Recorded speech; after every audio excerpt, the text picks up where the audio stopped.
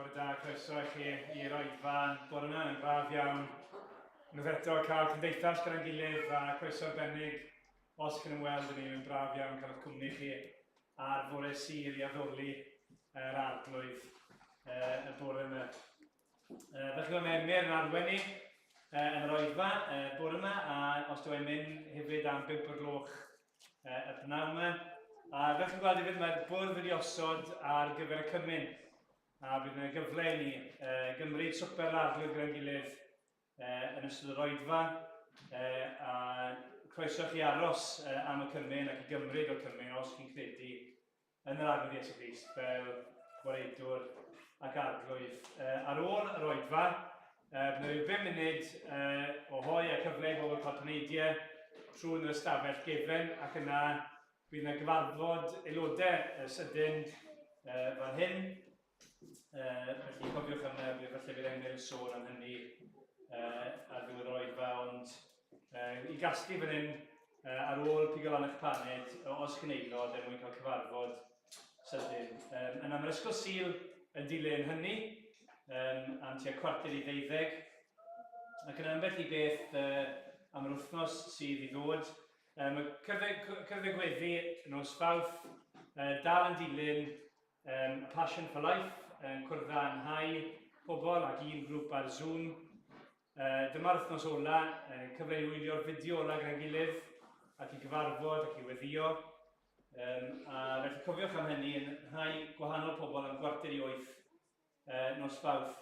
Fel rhan o hynny, mae'r grŵp sydd wedi cyfarfod yn ngogledd Caerdydd yn gobeithio rhedeg stondin coffi a chacen yn pentref Eglwys Newydd pnawn Dydd Gwener rhwng tua 3 a 5 o'r gloch.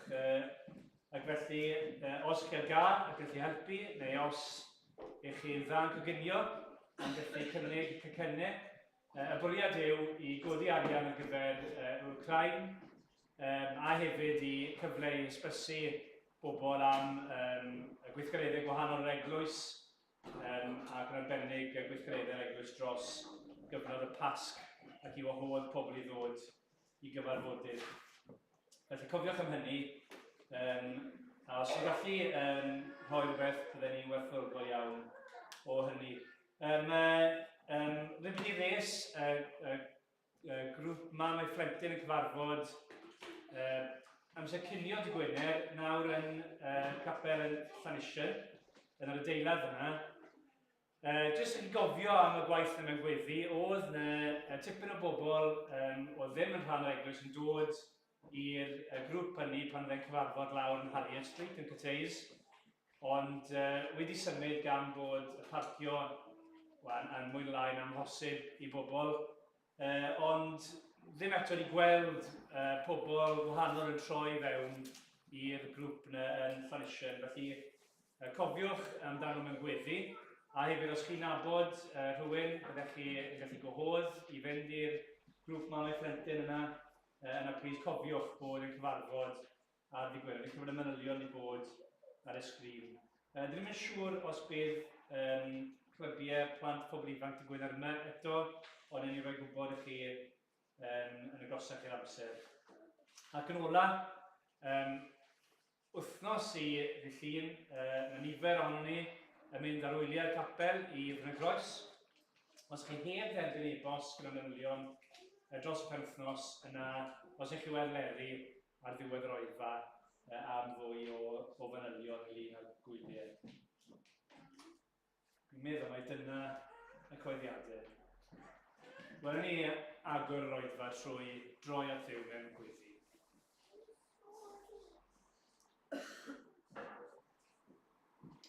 O arglwydd Dduw, ni yn diolch yn fawr i ti bod ni'n gallu casglu ynghyd y bore yma i ddathlu y ffaith bod yr arglwydd Iesu Grist wedi atgyfodi, bod bywyd newydd i'w gael ynddo fi a thrwyddo fi, a bod e nawr yn eistedd ar dy ddeheulawd di, yn eiriol droso ni.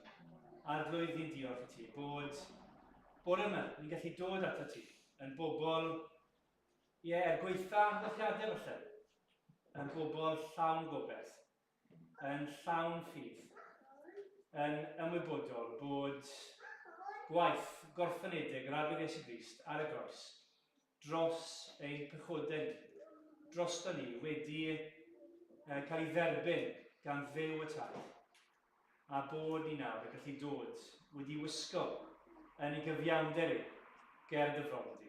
O arglwydd, ni'n gweddio bydde yn calonu ni heddiw yn llawenhau wrth feddwl am berson a gwaith yr arglwydd Iesu Grist. Yn llawenhau wrth feddwl am hynny'n cael ei gymhwyso i'n bywydau ni. Ac arglwydd wrth i ni ganu a gweddio a gwrando ar dair ti. O Dduw, ni'n gweddio bod y ysbryd lan yn gweithio arno ni i godi'n llyged at y ti ac i gael sicrwydd o'r pethau hyn bod dysbryd i yn gwneud ni'n sicr ac yn siŵr a bod ni'n bobl sy'n gadael yr oedfa bore yma yn llawn ffydd. O arglwydd, nid i ymwneud ni, nid i drin ni y bore yma, i wneud ni y bobl i ti wedi'n creu ni fod, i ti'n dymuno i ni fod. Arglwydd, madde ni bobain derbyn ni. Nertha Emyr nawr wrth fe yn harwen ni. Nertha ni wrth ni wrando ag ymateb. O arglwydd, ni'n gweddio, y bydden ni'n gwybod bod ni wedi cyfarfod a'n Duw ni, y bore. Bendithio ni arglwydd. Gogynedda di, mwyn yr arglwydd Iesu Grist. Amen. Amen. Amen. Diolch Rodri. Penwythnos diwetha, o'n i'n newid y clocio yn dod ni. Ac sa'n gwybod sawl gwaith wythnos yma wedi taro fi. Mae'n braf di. Mae'n neis bod yn gweld y nosweithi'n ymestyn, bod y dal yn ole am hirach. Mae goleuni wrth gwrs yn beth braf. Ac ni'n gweld rhywbeth o hynny nawr yn un cam gyntaf ni. Rhif 35 yn yr atodiad. O am weld y wawr ar y tywyllaf ddydd. Crist ar ei ffordd i Galfari. Barnwyd gan y byd, yna i guron friw a'i roi ar groes o bren. Yn mewn un ystyr, gallwn ni ddweud yma'r diwrnod tywylla erioed. Mae'r haul yn mynd yn dywyll am oriau tra bod Iesu ar y groes. Yr un glywon ni wythnos diwethodd yn ddibechod, yn gwbl ifydd, yn berffaith ym mhob ffordd. Yr un yna'n dioddau fel hyn. Ond yna fel mae'r Cytgan yn atgoffa ni o'r fath ryn. Grym y groes. Ie, oen ein Duw yn dioddau loes, dig y nef arno ef i'n gael maddeiant wrth ei groes. A dyma'r goleuni yn tyfa. Goleuni cariad Duw yn disgleirio arno ni trwy i fuddod Iesu'n marw yn ein lle ni. Diolch iddo. Wel, gadewch i ni'n ganu a sefyll i ganu gyda'n gilydd.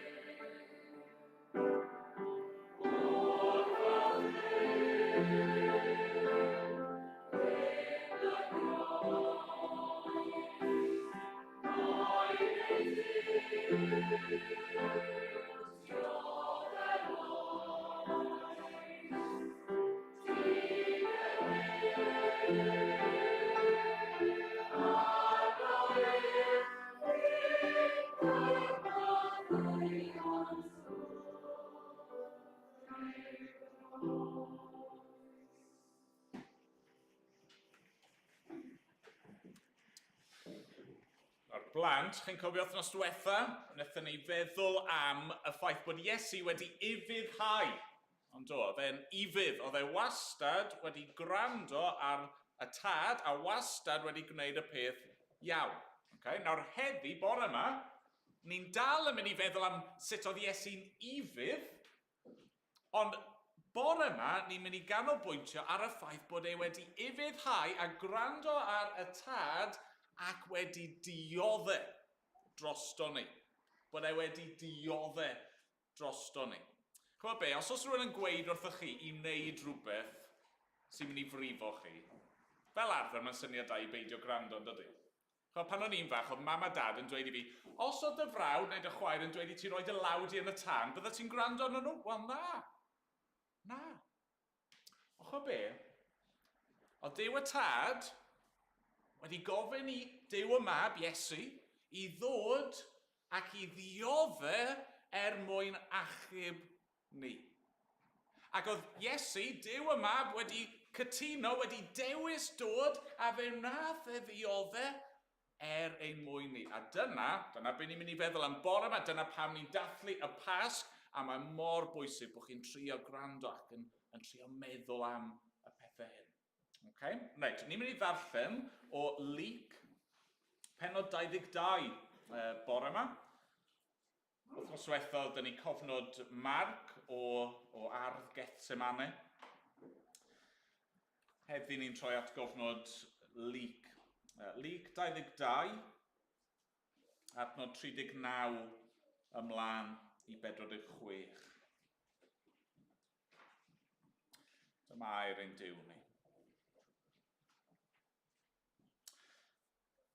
Yna aeth Iesu allan a cherdded yn ôl ei arfer i fynydd yr olewydd, a'i ddisgyblion hefyd yn ei ddilyn. Pan gyrhaeddodd y fan, meddai wrthynt, gweddiwch na ddewch i gael eich profi. Yna, ymneilltuodd Iesu oddi wrthynt tuag ergyd carreg.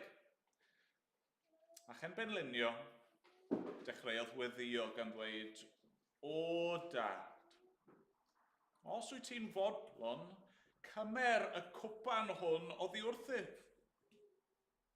Ond gwneler dy ewyllus di, nid fy ewyllus i. Ac ymddangosodd angel o'r nef iddo a'i gyfnerthu. Gan gymaint ei roedd yn gweddio yn ddwysach ac roedd ei chwys fel dafnau o waed yn diferu ar y ddaear.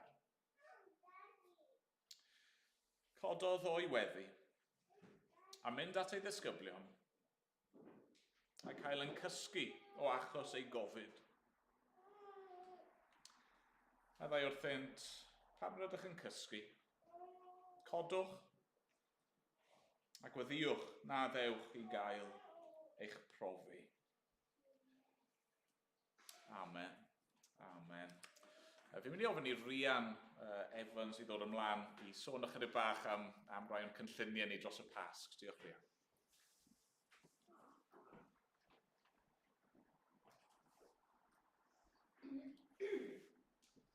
Bore da. Fel fi'n siŵr chi'n cytuno gyda fi, mae'r blwyddyn yma yn pedwar ac bydd Pasg arno ni cyn bod ni'n sylweddoli. Mewn pythefnos, bydd Gwener Groglith tu ôl i ni, a byddwn ni yma yn dathlu Sul y Pasg at gyfodiad ein arglwydd Iesu Grist. Ac ar y diwrnod yna, dyn ni eisiau cyflwyno yn y prynhawn gwasanaeth sy'n agored i pawb yn yr ardal yma. A yn yr gwasanaeth yna, byddwn ni'n cynhyrchu drama bach sydd wedi cael ei ysgrifennu gan Cymdeithas y Beibl. Ac mae'n rhywbeth really syml, a fi'n siŵr byddai'n overcomplicated ac yn ei trio esbonio fe i chi. Ond y pwynt am yr gwasanaeth yw, mae'n pop-up drama. So gall unrhyw teulu neu plant dod a bod cymryd rhan, chi'n gwisgo lan os maen nhw mwy, monster bride. Ond er mwyn cynhyrchu y digwyddiad yma, dyn ni angen lot o help gan chi, bydd lot o jobs gwahanol i wneud. So os ydych chi'n gwmpas ar penwythnos y Pasg, please dewch i siarad â fi. Os ydych chi'n gwmpas ar y stil yn penodol. So pob math o bethau gallwch chi wneud i helpu. Hyd yn oed os nad ydych chi'n hoffi drama, rwy'n siŵr bod chi'n hapus i wneud pleidiau ar ôl.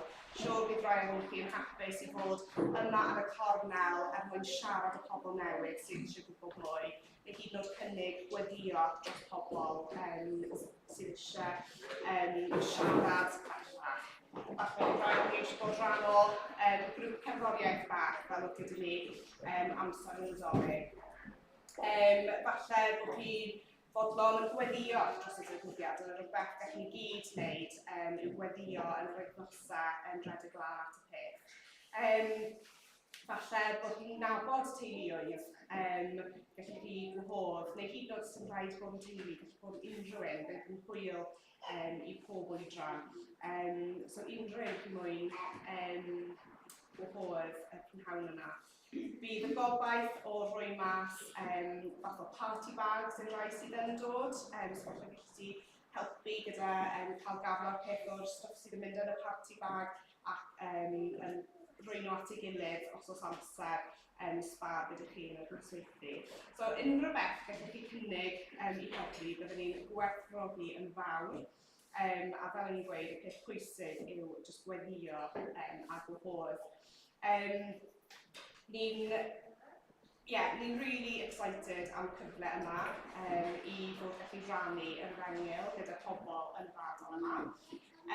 Ac fi hoffi beth ni'n dweud. So y pethau pwysig yw pryd gyda'r Sul y Pasg 4 gloch yn y prynhawn yn lle ein Oedfa'r nos ni. Agored i unrhyw un. Lleoliad, ni'n gobeithio wneud ar y comin, fel o'n i wedi wneud gyda'r cyfrolau ar y agored, ond hwnna i gadarnhau, so y bachgen plant bydd mewn fan hyn, nes ni'n fwrdd glaw er enghraifft, byddwn ni mewn fan hyn. Jyst i cofio'r pethau yna, a gweddio a gwahodd yw'r pethau ni gallu wneud. So, diolch i chi.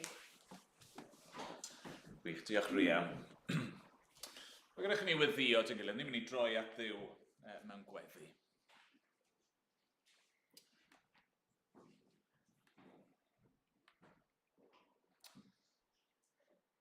O arglwydd yn Duw i ni. Yn diolch i ti. Am yr hyn mae Rian newydd fod yn rhannu, ac am yr cynlluniau a'r cyfleon hynny sydd gyda ni wrth i ni nesau at y Pasg i sôn amdano ti, i wneud yn fawr o ein gwaredwr ni, yr arglwydd Iesu Grist, i ddathlu ei farwolaeth a'i atgyfodiadau, ac i rannu'r newyddion da, y gobeith yna sydd gennym ni, oherwydd fod hi wedi dioddau drosto ni. Ac arglwydd ni, diolch bore yma bod ni'n cael ein atgoffa o'r pethau hyn. Ni'n gweddio bydde di trwy dy air di, a trwy y cymyn arglwydd, y bydde di yn helpu ni i weld y pethau yma o'r newydd arglwydd. Ni'n gwybod bod ni fel dy bobl i ni angen gwerthfawrogi'r pethau yma yn fwy. I ni angen i deall nhw'n well, i ni angen profiad dyfnach o dy bethau di. A arglwydd wrth i ni feddwl am yr hanes yma, Iesu yng ngardd Getsemane. Iesu yn gweld yr hyn sydd o'i flaen. Iesu yn y broses o gael ei bradychu ac milwyr yn nesau. Iesu yn dod dan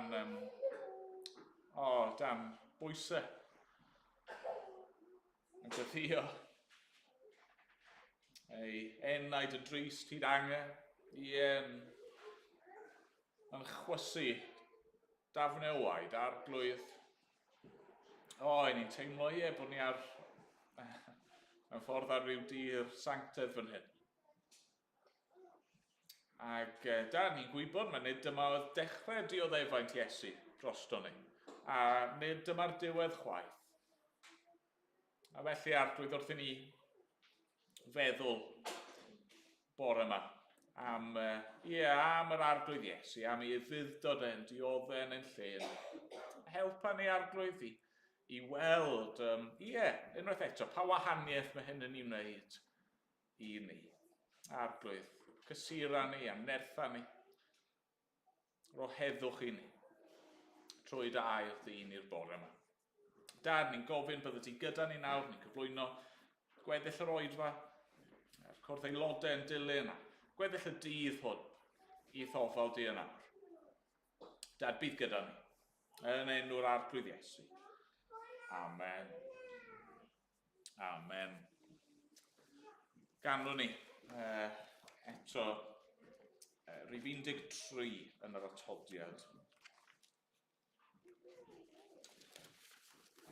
13. Dwg fi i fynydd yr olewydd, lle mae'n heidwad yn yr ardd. Chwys fel dafnau gwaed yn disgyn hyd ei ryddiau hardd. Ac ymlaen, o'n i sefyll i ganu.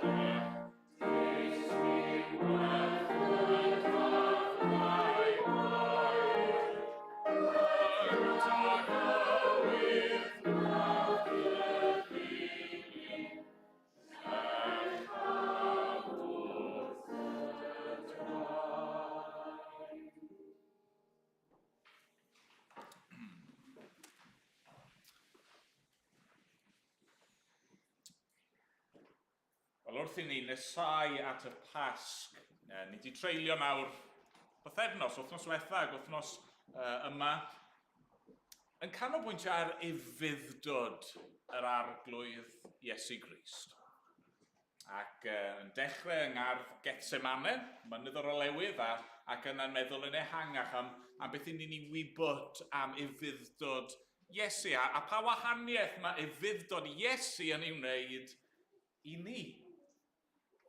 Dechreuon ni wythnos diwetha, os nagwch chi yma gyda ni, yn meddwl am un agwedd o ufudd-dod Iesu, sef ei ufudd-dod gweithredol, yr active obedience, a'r pwyslais fyna ar bywnaeth Iesu. Bod e wedi byw bywyd ufudd, bod e wedi byw bywyd sanctaidd, bod e wedi byw bywyd pur, bod e wedi cyflawni cyfraith Duw, pob llythyrau yn gwbl berffaith a di bechod. Ac yna di cyflwyno i fywyd e yn aberth ar y groes drosto ni. A felly nawr, i ni'n derbyn, trwy ffydd, i ni'n derbyn ei gyfiawnder e, yn derbyn ei ufuddod e. Heddiw, i ni'n mynd i edrych ar ochr arall y geiniog, sef ufuddod goddefol Iesu, yr passive obedience. Hynny yw, nid yn gymaint be wnaeth Iesu, ond beth nath Iesu ganiatáu i ddigwydd iddo fe. A mae'n bwysig bod fi'n glir ar y pwynt yma, hynny yw, bod ni'n gwahaniaethu rhwng y ddau fath o ufuddod yma, i ni methu gwahanu nhw, maen nhw'n perthyn i'w gilydd. Dwi ddim bod Iesu wedi bod yn weithredol yn ei fywyd e ac yna yn oddefol wrth ddioddef a marw ar y groes. Na, trwy'r cwbl, pob munud o'i fywyd, oedd e'n hollol weithredol ac yn hollol oddefol yn ei ufuddod. A mae'n bwysig hefyd i fod yn gwbl glir fan hyn, pan ni'n sôn am yr ufuddod goddefol, bod ni ddim yn meddwl am eiliad bod y pethau nath Iesu ddiodde yn digwydd yn erbyn ei ewyllys e. Pan ni'n goddef rhywbeth yn digwydd i ni, weithiau dwi ddim achos bod ni'n dewis hynny. Ond nath Iesu ddewis hyn. Nath Iesu ganiatáu i hyn i ddigwydd. Ni'n canu yn dyn ni adeg yn Nadolig fod y pethau yma wedi digwydd o'i wir fodd. Diosgodd Crist ei goron o'i wir fodd. Hynny yw, oedd e ddim gorfod, oedd e ddim dan orfodaeth, oedd e ddim bod rhywun yn cymryd ei goron, oedd e ddim bod rhywun yn fforso fe yn erbyn ei ewyllus iddi, oedd e, na, o'i wir fodd. Ni'n canu mewn emyn arall, nerthodd freichiau ei ddienydwyr. Meddyliwch am hynny. Wrth iddo fe gael ei osod ar y groes, fe ei hun fel Duw oedd yn nerthu breichiau y rai nath ei roi o lan yna.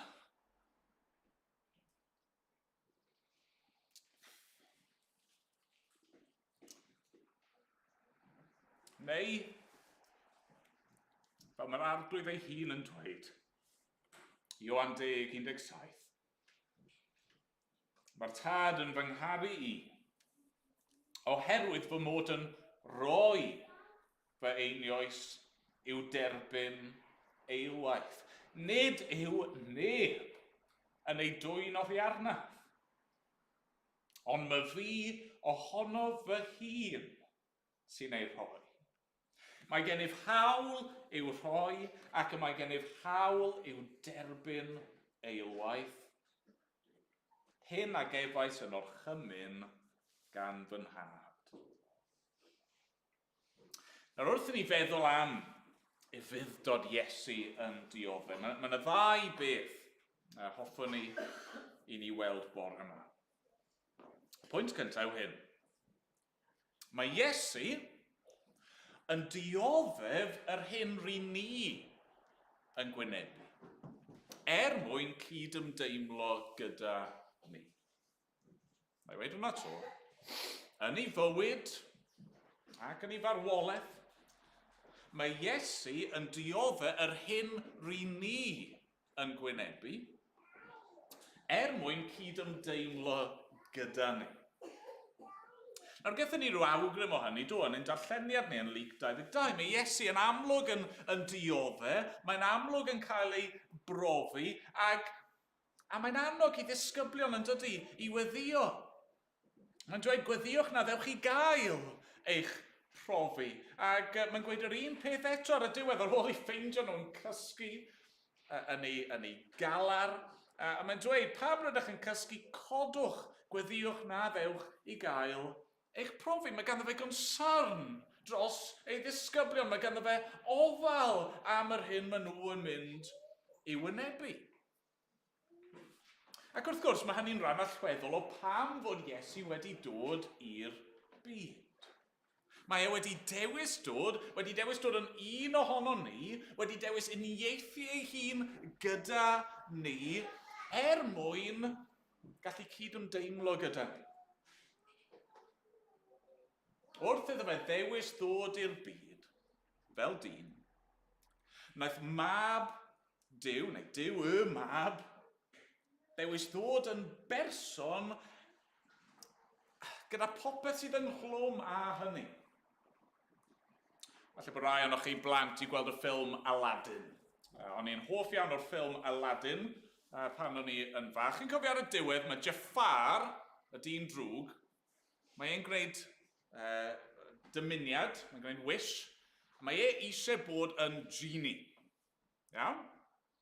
Ond wrth gwrs, mae'n gwneud camgymeriad yn dydy. Mae eisiau bod yn genie achos mae eisiau bod yn fawr ac yn bwerus, ond mae di anghofio, os chi eisiau bod yn genie, chi gorfod bod yn stuck mewn lamp. A dyna wrth gwrs mae fe'n cael ei ddal yn y diwedd. Hynny yw, mwyn bod yn genie, mae'n rhaid i chi hefyd cymryd yr lamp. Wrth i Iesu ddewis ddod fel dyn, oedd e'n dewis cymryd popeth sydd ynghlwm gyda byw fel dyn yn y byd pechadurus yma.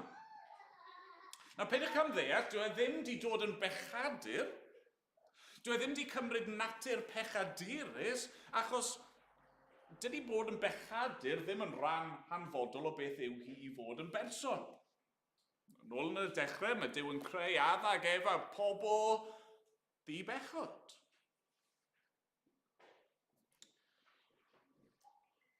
Dyw Iesu ddim yn dod yn bechadur, ond mae'n dod yn berson. Mae'n dod yn berson go iawn, yn berson o gig a gwaed, yn berson fel chi a fi, ac felly mae'n diodde fel chi a fi. Ni'n clywed yn dini amdano fe. Ni'n clywed amdano fe'n blino. Faint o'ch chi sydd wedi blino bore yma? Oedd Iesu'n blinedig.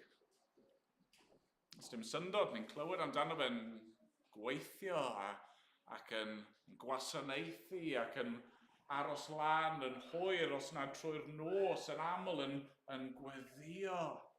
Ni'n clywed amdano fe'n cwmpo i gysgu achos mae wedi blino cymaint mewn cwch yng nghanol storm.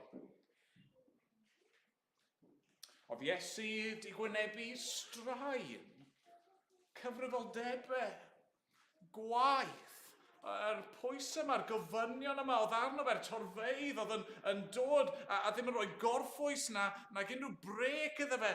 Ond nhw eisiau clywed mwy, ond ond nhw hefyd eisiau cael ei achau, ond nhw eisiau cael bwyd, ond nhw yn anghennus, ac oedd yna fel bugail yn tosterio wrth y defaid yma. Ni'n clywed am Iesu yn sychedu. Ni'n clywed am Iesu yn newynu. Ni'n clywed am Iesu yn galaru wrth wynebu marwolaeth. Ni'n clywed fan hyn am Iesu yn cael ei frydychu. Ni'n clywed am Iesu yn cael ei wrthwynebu. Ni'n clywed am Iesu yn cael pobl yn poeri yn ei wyneb ac yn gweud celwyddau amdano fe a'r holl bethau ofnadwy hynny sydd yn rhan o fyw mewn byd syrthiedig, byd pechadurus.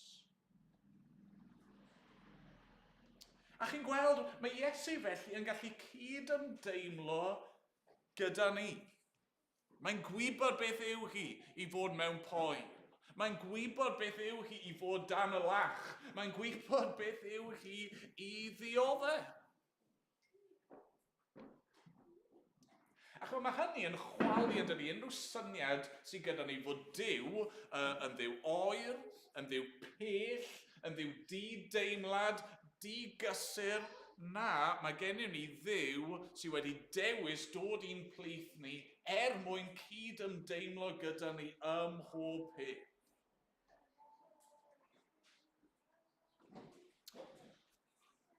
Sa'n gwybod beth i chi'n dioddau ar hyn o bryd? Fi ddim. Sa'n gwybod beth i chi'n dioddau yn y gorffennol. Mae'n siŵr bod fi a neb arall o'ch cwmpas chi yn gallu cyd-ymdeimlo'n iawn gyda rai o'r pethau i chi wedi gwynebu, ond mae Iesu yn gallu. Mae Iesu yn gallu, mae e wedi profi poen, mae e wedi profi dioddefaid, mae wedi profi y cwbl, ac wrth gwrs, yng nghanol y cwbl, yr un peth amlwg fi ddim wedi sôn amdano fe eto, yw roedd Iesu yn cael ei demptio. Cafodd ei demptio am hob ffordd. Pan oedd e wedi blino'n lan? Pan oedd e eisiau bwyd ar ôl bod yn ymprydio am 40 dydd? Pan oedd ei deiliau yn ei wrthwynebu? Pan oedd ei ffrindiau fe yn ei adael? Pan oedd yr holl beth yn digwydd? Oedd e'n cael ei demptio yn ddi-stop. Y diafol, a holl bwerau drygiannus, ysbrydol y byd yma yn ceisio i gorau glas i'w faglu.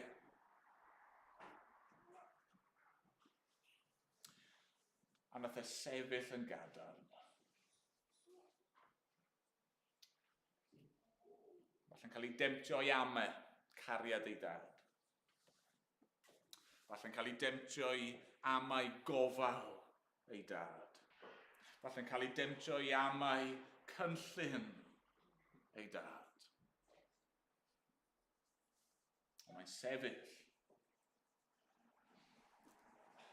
Fod wedi gwynebu temtasiwn tu hwnt i'r hyn i ni'n gallu werthfawrogi, fe nath e wrth sefyll. Fe nath e wrth sefyll, ond mae'n dal yn gallu cyd-ymdeimlo. Mae'n gallu cyd-ymdeimlo gyda chi. I chi'n gallu troi ato fe yna. Ddim trial cuddio'ch gwendid, ddim trial cuddio'ch angen, ddim trial cuddio'ch poen, dod a chyflwyno hynny iddo fe yn awr, ac mae e'n deall. A mae hynny'n hyfryd. Mae hynny'n beth wirioneddol hyfryd, yn dydi? Ond wrth gwrs, os mae dyna'r cwbl oedd yn cael ei gynnig i ni'r bore yma, bydda hynny ddim yn llawer o help, bydda fe. Hynny mae'n braf i gael rhywun sy'n cyd-ymdeimlo. Chi'n cael grwpiau weithiau yn chi, pobl sydd yn dod at ei gilydd sydd wedi bod trwy brofiad arbennig, neu sydd yn delio gyda bod yn gaeth i rhywbeth penodol, a maen nhw'n dod ynghyd achos maen nhw'n gysur. Rwy'n arall sydd wedi bod trwy hyn yr un math o beth o leia a fi. Dyw hynny ddim yn help i ni, ydy e? Ni angen mwy na rhywun sy'n gallu cyd-ymdeimlo gyda ni. I ni angen rhywun sy'n gallu ein hachub ni. Dyma lle ni'n dod i'r ail. Yr ail beth i fi eisiau rannu bore yma. Mae Iesu'n dioddau yr hyn rydyn ni'n ei heiddi mwyn ein cynrychioli ni. Mae Iesu'n dioddau yr hyn rydyn ni'n ei heiddi mwyn ein cynrychioli ni. Ni'n gweld fan hyn eto yn dyn ni yng Ngethsemane. Iesu'n sôn am yfed cwpan. Adnod 42. O dad, os wyt ti'n fodlon, cymer y cwpan hwn oddi wrthyf. Ond gwneler dy ewyllus di, nid fy ewyllus i. Oedd gan Iesu gwpan i'w yfed. Oedd e'n cael ei brofi fel y disgyblion yn cael ei profi, ond oedd ganddo fe rhywbeth mwy i'w wneud, yn doedd? Roedd ganddo fe waith mwy i'w gyflawni. Roedd ganddo fe gwpan i'w yfed. Nawr beth yw'r cwpan yma? Wrth gwrs, bydd llawer ohonoch chi yn gyfarwydd ar darlun. Trwy'r Hen Testament, mae'r symbol yma yn codi o hyd ac o hyd. Duw yn rhoi cwpan ei farn i bobl pechadurus i yfed.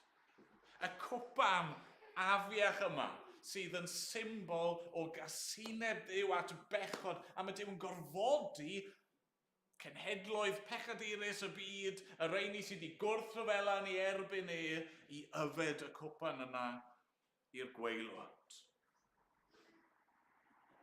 Chi'n gweld, ni'n gwynebu ac yn dioddau llawer o ganlyniadau pechod yn y byd. Ni'n byw mewn byd pechadurus a mae yna ganlyniadau i hynny. Ond y peth gweitha sydd yn ein gwynebu ni yw hyn. Cwpan digofaint Duw. Y peth gweitha sydd yn ein gwynebu ni yw nid blinder, nid newyn a syched a poen a cael ein gwrthod gan eraill am brydychu gan ein ffrindiau'r holl bethau ofnadwy hynny. Y peth gweitha sydd yn ein gwynebu ni yw ein bod ni wedi pechu yn erbyn Duw a rydyn ni'n heiddi ei farn. A felly beth sy'n dod yn hollol amlwg fan hyn yw bod Iesu di dod i gyflawni rhywbeth arbennig iawn. Mae Iesu di dod i ddioddef mewn ffordd arbennig iawn. Nid just y ffordd sy'n gyffredin i ni gyd, nid just mwyn cydymdeimlo, mae e di dod i wneud rhywbeth anghyffredin. Mae e di dod i ddioddef mewn ffordd doedd e ddim yn ei heiddi. Mae e, yr un di bechod, wedi dod i yfed y cwpan yma i'r gwaelod drosto ni. A chi'n gweld, oedd yr ymwybyddiaeth o hyn yn rhywbeth bydde wedi cynyddu yn nealltwriaeth yr arglwydd Iesu. Wrth iddo fe fyw y bywyd yma o Eifiddod a gwrthsefyll temtasiwn, oedd e'n paratoi ei hun ar gyfer yr weithred fawr yma oedd yn ei wynebu. Ni'n darllen rhywfaint am hyn yn Hebreed. Hebreed 5. Byddwn ni'n dwlu darllen y bennod ar ei hyd, ond ysdim amser gyda ni'r bore, ond edrychwch ar Hebreed 5, neu anwch chi fynd i ddarllen yn eich amser eich hun prynhawn, ond edrychwch ar adnod 8. Mae mab ydoedd, dysgodd Eifiddod drwy'r hyn a ddioddefodd, ac wedi ei berffeithio daeth yn ffynhonnell iachawdwriaeth dragwyddol i bawb sydd yn eifiddhau iddo. Ar hyd i fywyd, wrth o fe ddeall yn well ac yn well beth oedd o'i flaen. Pob cam o'r ffordd mae Iesu'n cael ei demptio, pob cam o'r ffordd mae Iesu'n cael ei brofi, ac eto mae'n eifiddhau. Mae'n dal i fynd ymlaen ar hyd yr llwybr yma sydd yn arwain at y groes. Mae'n mynd fan hyn yn ifydd i ardd Gethsemane, yn gwybod bod e'n mynd i gael ei frydychu. Mae'n mynd yn ifydd gyda'r milwyr sy'n dod i'w arestio fe, bod nhw ar un pwynt yn syrthio ar law. Mae'n mynd yn ifydd fel oen i'r lladdfa. Mae'n mynd yn ifydd i'r groes. Ac ar y groes mae'n dioddef.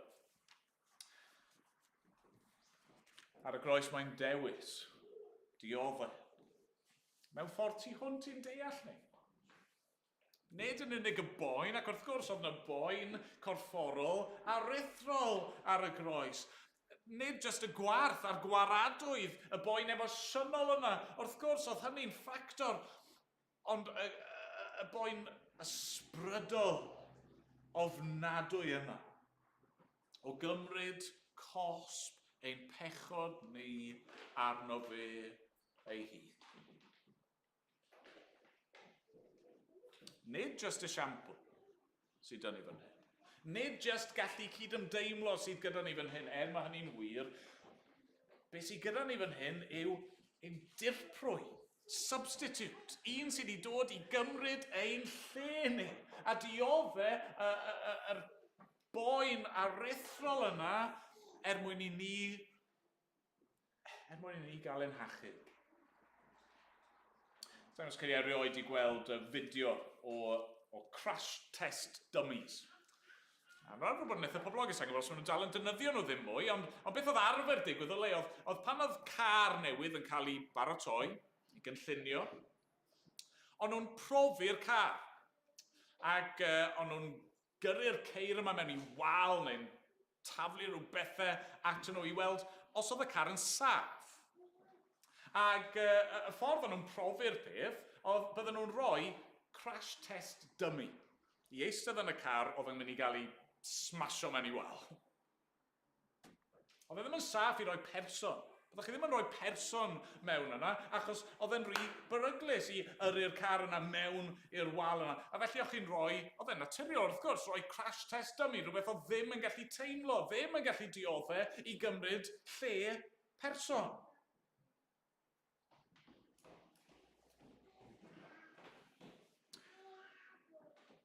I ni, ar collision course gyda dicter Dduw, dyma'n sefyllfa ni. I dan ddigofaint, ni'n elynion i Dduw. I ni ar goll ac yn feirw yn ein camweddau a'n pechodau, ac un dydd i ni'n mynd i orfod gwynebu'r arglwydd, ac un dydd i ni yn mynd i orfod yfed y cwpan yna ein hunan, a mae Iesu di dod i yfed yn ein lle ni. Dyma mae e wedi wneud. Dyma maint ei ufuddod. I fydd hyd angau, ie angau ar groes. Wel, os oedd ei ufuddod gweithredol yn golygu bod e'n cyflawni gofynion y gyfraith ar ein rhan ni, mae'r ufuddod goddefol yma yn golygu bod e'n delio gyda canlyniadau ein tor cyfraith ni. A mae'n delio gyda fe yn llwyr. Mae di delio gyda pechod y Cristion yn llwyr. Mae di delio gyda canlyniadau eich pechod chi yn llwyr. Mae'r gair yn dweud, yn awr nid oes collfarn i'r rhai sydd yn Christ. Mae'r gair yn dweud fod y dyled wedi ei thalu. Wrth i Iesu farw, mae'n dweud yn dydi gorffenwyd. Sdim byd ar ôl i'w wneud. Mae Iesu di gorffen, mae di gwagio'r cwpan i'r gwaelod. Mae'r tad yn fodlon yn ddyfu. Mae'r tad yn derbyn ei aberth yn ein lle ni.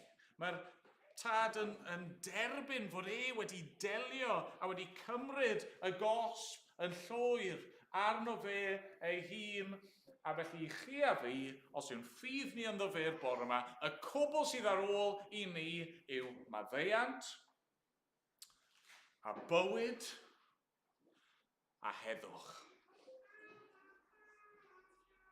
Sdim angen i chi am hynny bore yma.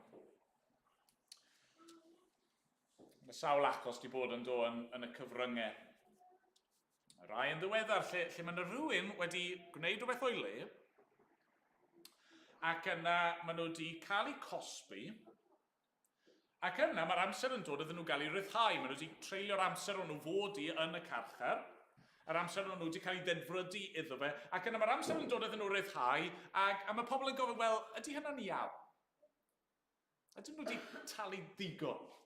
Ydyn nhw wedi cael eu cosbi ddigon am yr hyn maen nhw wedi wneud? A weithiau mae'r awdurdodau'n cam i fewn a dweud, na, chi ddim yn cael eich ryddhau. Mae ydych chi fwy o amser i fod yn y carchar.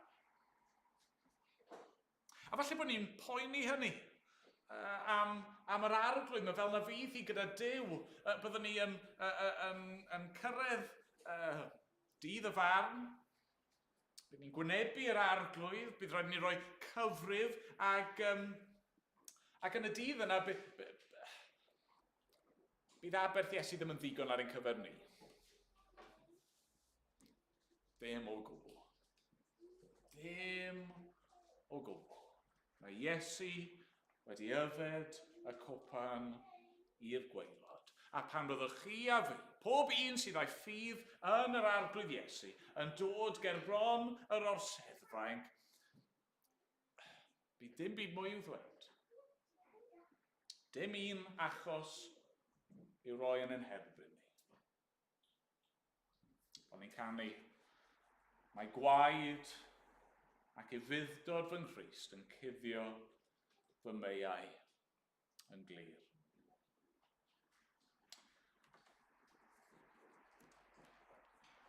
O'n i'n gweddio gyne. Mae'r hyn i ni weld yng Nghetsemane, mae'n teimlo fel rhyw dir sanctaidd yn dydi. Achos be ni'n cael fan hyn yw rhyw gip olwg o'i fuddod Crist, yr fuddod yna nath ei dangos bob dydd o'i fywyd. Hier y fuddod gweithredol ac hier y fuddod goddefol a'r cwbl mwyn chi a fi. Diolch iddo. Amen. Amen. Ni'n mynd i ddod mewn munud i bwrdd y cymyn, ond cyn hynny ni'n mynd i ganu dyn gilydd. Rwyf 370 a ffyn.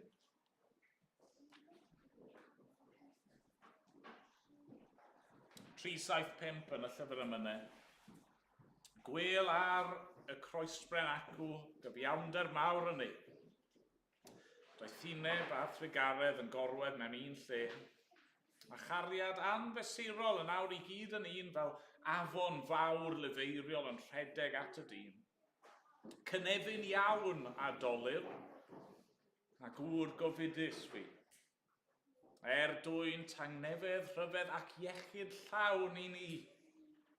Feddygodd ein doliriau a'n clwyfau bob yr un, trwy rym tragwyddol gariad o fewn ei gorff ei hun. Nawn ni sefyll i ganu.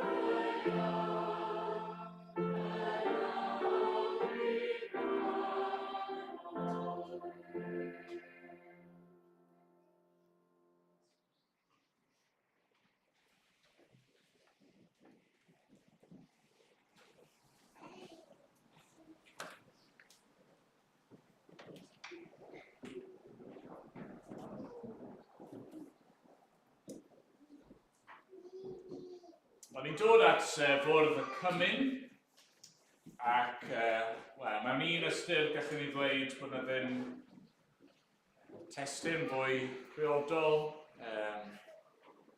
yn hyn dim symbol fwy priodol ar gyfer yr hyn ni wedi bod yn ystyried gyda'n gilydd. I fuddod yr arglwydd Iesu'n dioddef. Wnaethon ni ddod at fwrdd y Cymyn, beth sydd dyn ni? Wel, mae dyn ni arwyddion. Symbolau o ddioddefaint e.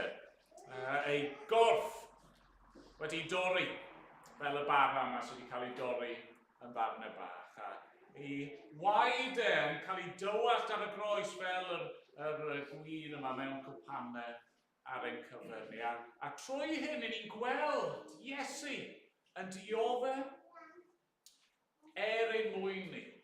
Yn rhoi ei fywyd ein mwyn ni. Yn rhoi ei fywyd mwyn ein hachub ni. Ac dyna pam y swper yr arglwydd yma. Fe sy'n darparu. Fe sydd yn rhoi. Fe sydd wedi gwneud y cwbl ar ein rhan. Ac eto ar yr un pryd, wrth i ni ddod ac wrth i ni dderbyn, wrth i ni gymryd, wrth i ni fwyta, wrth i ni yfed, wrth i ni fyfyrio, i ni'n cael ein atgoffa o'i ddioddefaint, i ni'n cael ein atgoffa o'i allu i gyd ymdeimlo, ac i ni'n cael ein atgoffa fod gyda ni. Yn wir, mae yno ni. Mae'n cyd ymdeimlo a mae e'n unerthu ni beth bynnag i ni yn ei wynebu. A felly, bore yna nawr,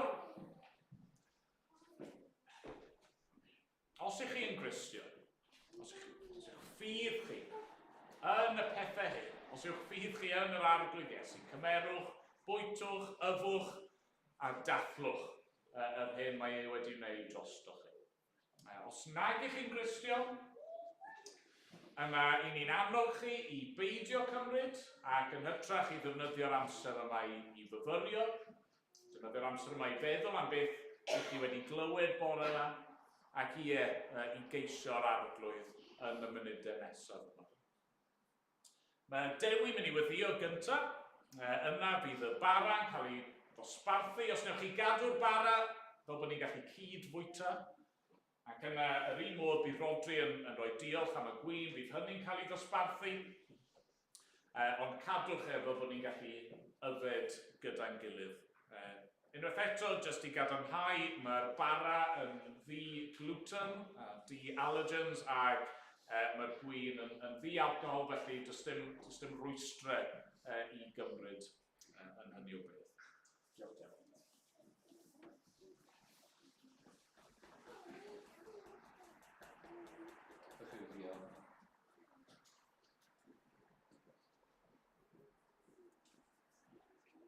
Diolch i ti ei tad am glywed eto, glywed yr efengel i gyfieithu yn glir i ni.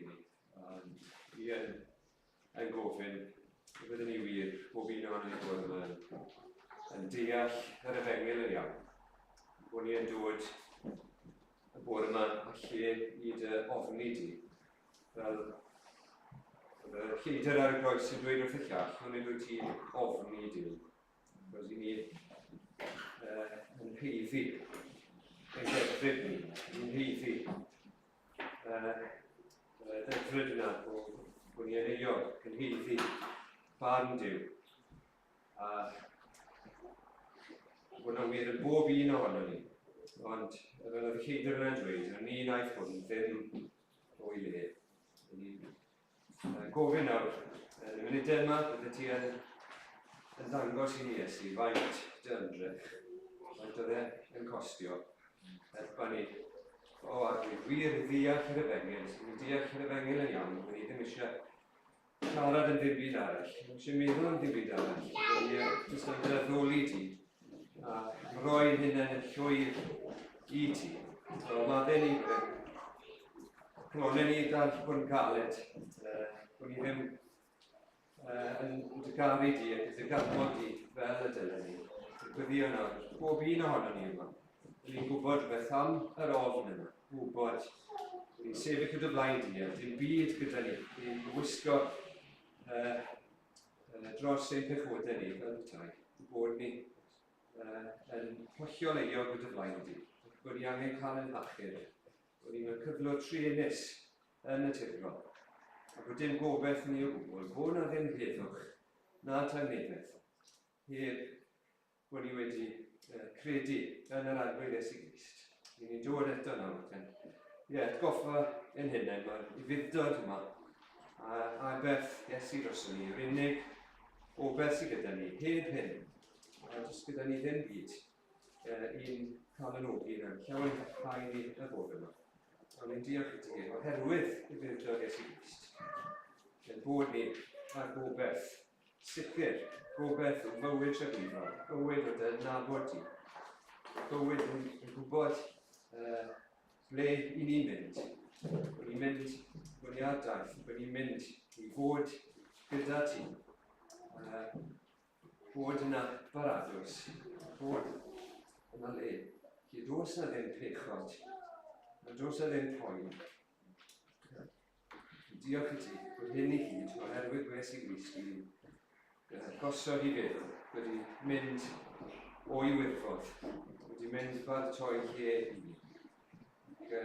O adrwydd, gwyddio yn o'r bore yma, fe ti'n rhoi'r haleluia yn ein colonnau ni. Byddwn ni'n profi y heddwch yma, Iesu Grist i dwi, nid fel mae'r byd yn ei roi, dwi'n rhoi i chi, yr heddwch yma. O wybod yn bod ni wedi cael cymodi gyda ti, a bod ni'n newid glywed nawr, bod aberth Iesu Grist yn ddigonol, bod yn cuddio yn pechodau methiad ni gyd. Ac yn bod ni trwyddo fe yn blant i ti. Ydw ti'n edrych arno ni fel mae tad yn edrych ar ei blentyn. Ni'n gwyddio arglwydd y munudau yma nawr, byddwn ni yn meddwl am y werth yr aberth yna, y faint nath ei gostio. Meddwl am cymaint oedd y tentasiwn trwy i fywyd. A hynny'n cryfhau i'w hyd ac o hyd. A'r unigrwydd yna, sefyll y ben ei hun, o flaen Herod ac o flaen Peilat, ac yn cael ei watwar ac ar y groes, bod y disgyblion wedi ffoi. Y dioddau yno, ben ei hun, o adwyd gwyddio, yn meddwl am hyn y bod yma, trwy'r ysbryd blaen ti, trwy'r symbol yma ti wedi rhoi ni nawr, y bara, bydde fe wir yn meddalu yn colonnau caled ni, bob un ohono ni. Bydde rai yma bod yma, sydd ddim wedi meddwl am hyn, wir wedi dod i'r pwynt yma.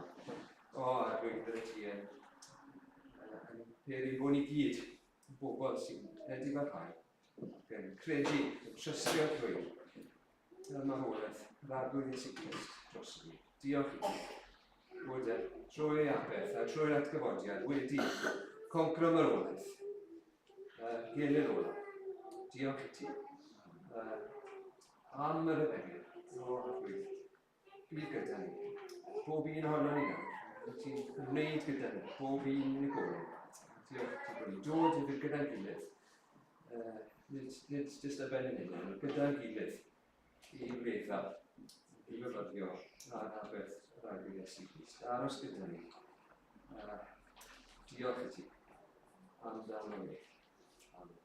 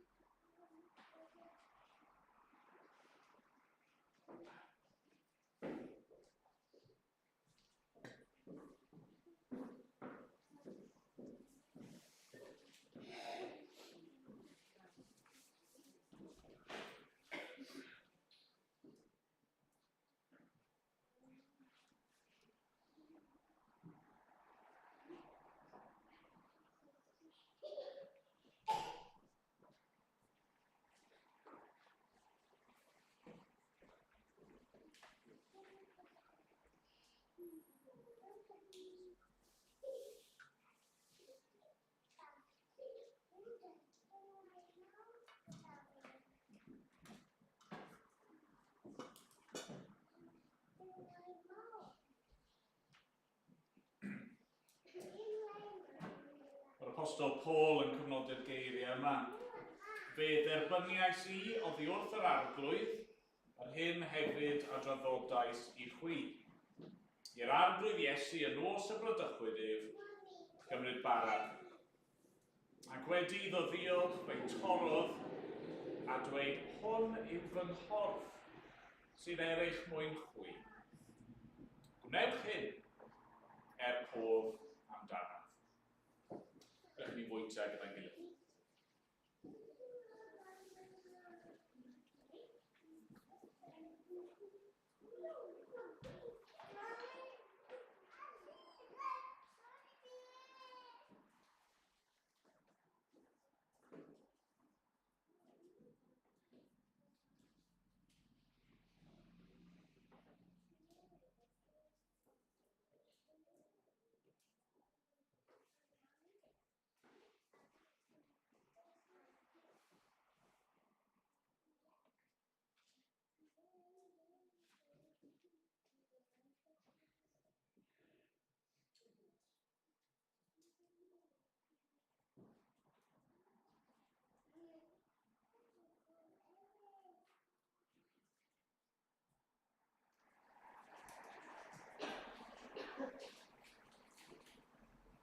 O adrodd Dduw i'n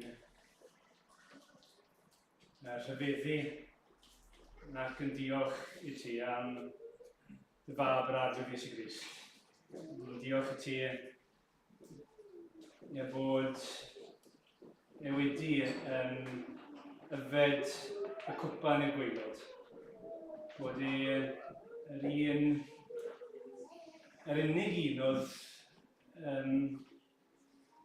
ddim yn heiddi, yfed cwpan dy lyd a thygofan ti. Bod wedi yfed y cyfan. A bod ni nawr yn cael yfed o'r cwpan hwn. Cwpan y bywyd. Tra bod wedi yfed y cwpan marwolaeth. O'n ni'n heiddi. A blwydd, ni'n diolch I ti yn I farwolaeth bod yna fywyd I ni. Bod hynny'n wir y bore yma. Hyd yn oed yn meddwl am Crist yn chwysu dafnau o waith gymaint oedd I ddioddefaint yn yr arth. A'r disgyblion, y rhai o ddew wedi cael fel petai'n ddi hyd yn cysgu wrth I ochr ac eto bydd yn yfed y cwpan ei mwyn nhw. Arglwydd nynne yn gwybod bod ni yr un peth mor ddi hyd ac eto Crist yn yfed y cwpan ei mwyn ni.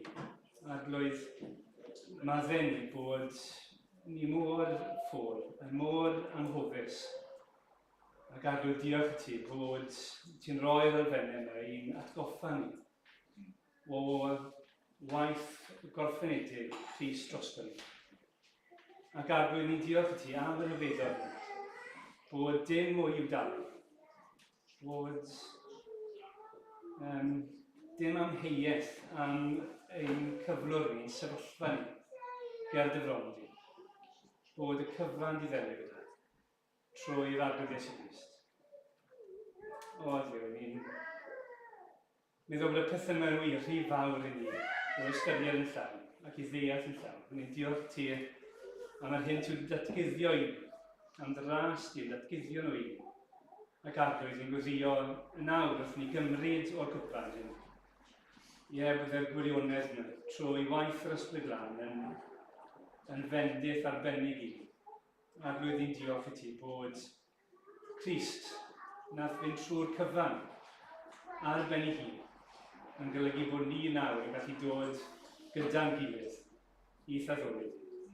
Arglwydd ni'n diolch I ti.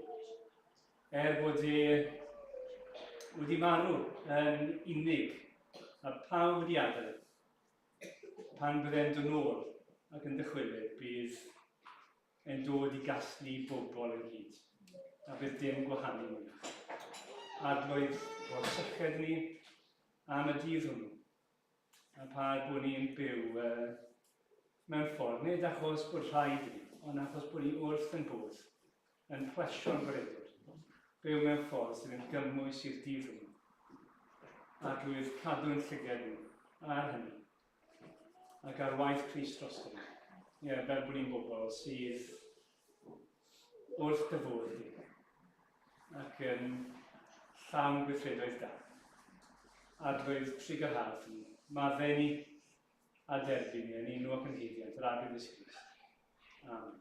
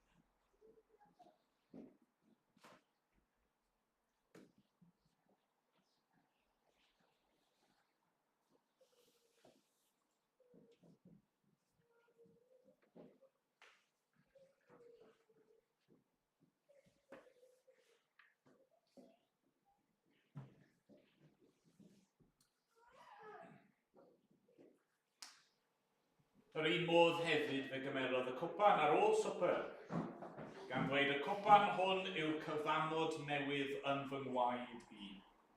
Gwnewch hyn, bob tro ar y fwchydd, cof amdanaf.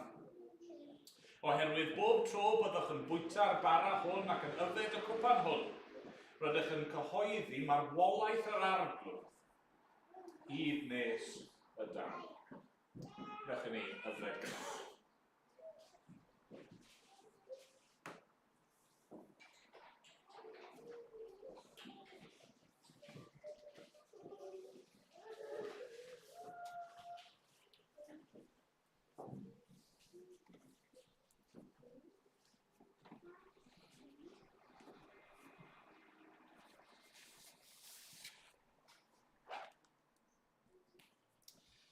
O arglwydd yn Duw, mawr yw ein diolch, ac rydyn ni'n teimlo'n geiriau ni yn anigonol, o da diolch i ti.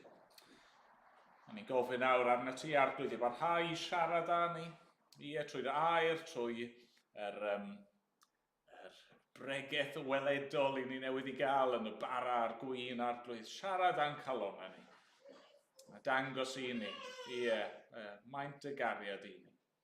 Dangos i ni maint i fuddod Crist drosto ni. Da, derbyn ni nawr. Yn ei enw e. Amen. Amen. Ni'n mynd i ganu Emyr gyda'n gilydd. Just i nodi, oedd Rodri di sôn yn y coeddiadau, ar ôl yr oedfa, ni'n mynd i gael cyfarfod aelodau byr iawn. A felly, y bwriad yw, ni bydd yna rhyw 5 munud fach o doriad. Os chi'n aelod, please peidiwch mynd rhy beth, okay? Aroswch yr agos. Achos ni eisiau dechrau'n eitha buan, fel bod ni'n gallu gorffen yn gloi er mwyn gallu cael ysgol Sul. Os ych chi ddim yn aelod, please peidiwch teimlo unrhyw lletwythdod o gwbl. Croeso chi ddod trwydd i'r cefn i gael paned, just gobeithio chydig o funudau byddwn ni yn y cwrdd aelodau, just angen cadarnhau cwbl o bethau mewn fan hyn. Diolch i chi. Reit, wnawn ni ganu Emyr efo'n gilydd. Rhif 373 yn y llyfr yma. Cof am y cyfiawn Iesu. Y person mwyaf hardd. A'r noswaith drom anesmwyth bu'n chwysu yn yr ardd. Mae chwys yn ddafnau cochion yn syrthio ar y llaw. Bydd canu am ei gariad i dragwyddoldeb mawr. Ac ymlaen, nhw'n ni sefyll i ganu.